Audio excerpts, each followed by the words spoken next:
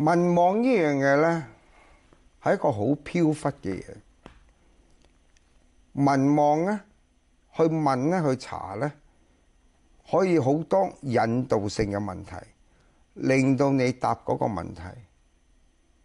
通常咧，嗱，即係咁講，梁振英未當選之前個民望好高嘅，當選咗之後，到佢要做特首嗰時，嗰兩三個月係嘛？兩三個月，個民望跌咗20-30%嘅。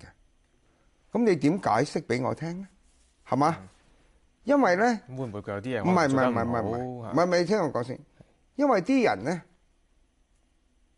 做民望，同埋民望呢班人咧做民望咧，你可以即係大家做傳媒啦，你可以有好多方法去問個人，亦都可以好多方法引導嗰個人。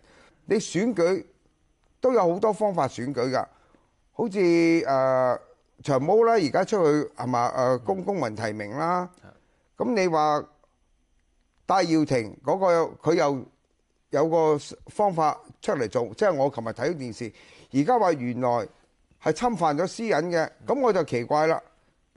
你係一個港大嘅法律教授，你點教學生嘅呢？啱唔啱啊？